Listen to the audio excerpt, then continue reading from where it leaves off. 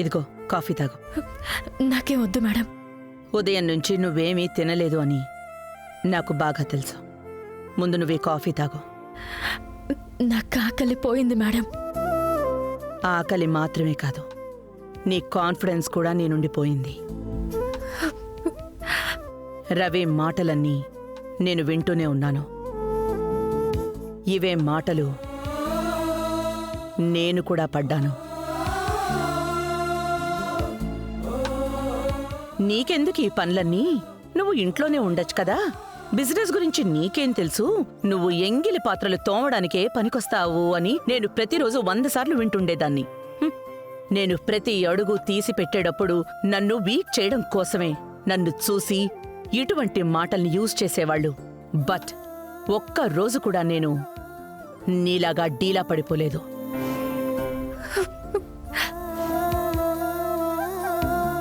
మనం ఒక్క అడుగు వేశామంటే మనల్ని కిందకి పడేయడానికి చాలా మంది ప్రయత్నాలు చేస్తారు. మనల్ని చూసి అంటూనే ఉంటారు. అలా వాళ్ళు అనేది మన కాన్ఫిడెన్స్ని ముక్కలు చేయడానికే. అది మీరి మనం ముందుకెళ్తే మన ధైర్యాన్ని ఎగతాళి చేస్తారు. మనల్ని ఎలాగైనా వీక్ చెయ్యడానికి ట్రై చేస్తూనే ఉంటారు.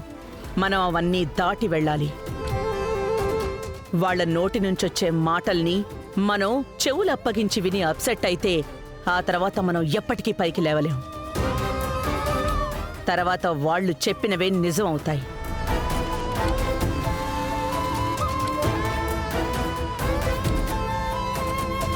ఇలా చూడు బంగారి, నిన్ను నమ్మి నీ టాలెంట్ని నమ్మి నేను నీకు ఇచ్చిన పని ఇది. ఇందులో ఉండాలా లేదా అనేది నీకు సంబంధించిన నిర్ణయమే తప్ప మిగతా వాళ్ళు డిసైడ్ చేసేది కాకూడదు. అడ్డం పడితే దాటి వెళ్లడం నేర్చుకోవాలి. తెర వేస్తే చించి పారేయాలి. అప్పుడే మనం ముందుకు సాగిపోతాం.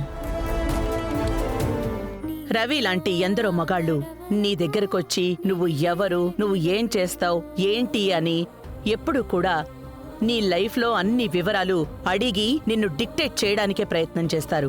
నువ్వు ఎవరు, నీ దగ్గరేం ఉండాలి, నువ్వు ఎలా ఉండాలి అనేది వాళ్ళు డిసైడ్ చేస్తారు. మనం ఎప్పుడు లైఫ్లో గెలవాలే తప్ప స్వయంగా నిర్ణయం తీసుకునేలా ఉండాలి తప్ప అందులో మనం గెలవాల్సిన అవసరం ఏమీ లేదు. అనుకున్నది చేశాము అనే ఒక తృప్తుంటే చాలు. మనం పరిగెడితే వాళ్ళు తరుముతూనే ఉంటారు.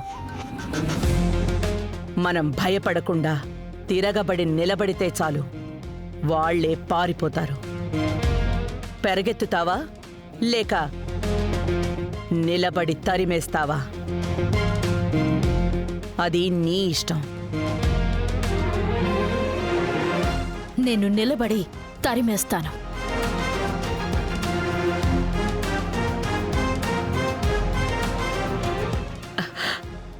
Very good. Good decision.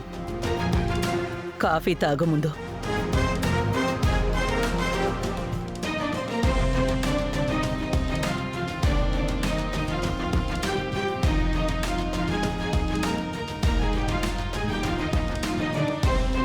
వదిలే జాను, ఇప్పుడు ఫీల్ అయ్యి ఏం ప్రయోజనం?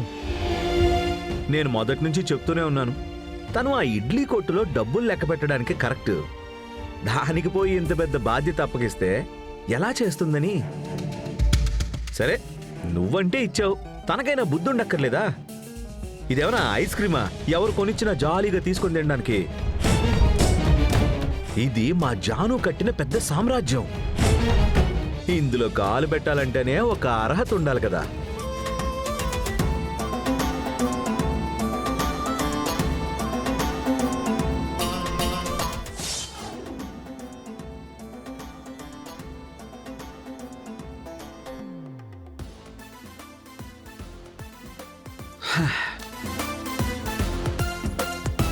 వదిలే జాను, నువ్వేం కంగారు పడుకో, మేమంతా ఉన్నాం కదా, మేం చూసుకుంటాంలే. తన గురించి పోయి ఓ అని. Good morning madam.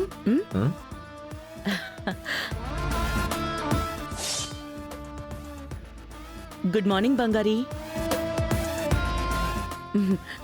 కూర్చో, టిఫిన్ చేద్దాం. వద్దు మ్యామ్, పర్లేదు, మీరు తినండి. బంగారి, చెప్తున్నాను కదా, ఇక నుంచి నువ్వు నాతో పాటు కూర్చుని బ్రేక్ఫాస్ట్ చేయటమే నీ మొదటి పని. వచ్చి కూర్చో.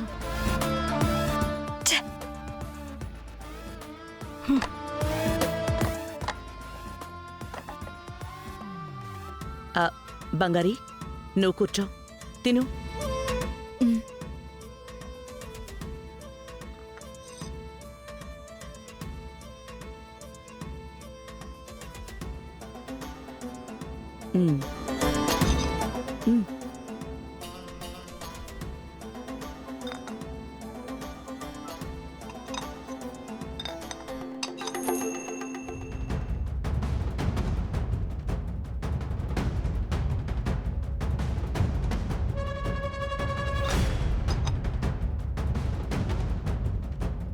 సార్ ఇడ్లీ.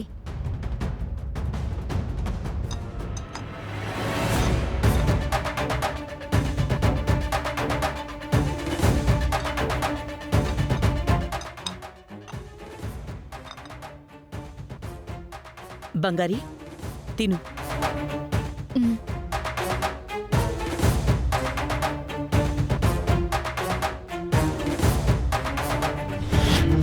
ఏమైంది సార్?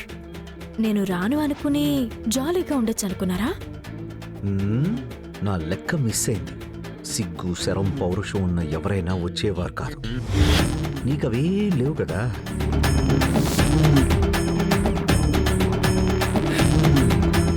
ఆ విషయం నేను మర్చిపోయాను.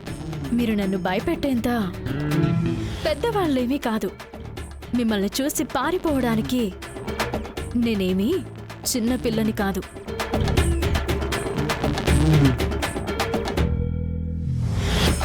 అలాగా? అలాగే. చూసుకుందామా?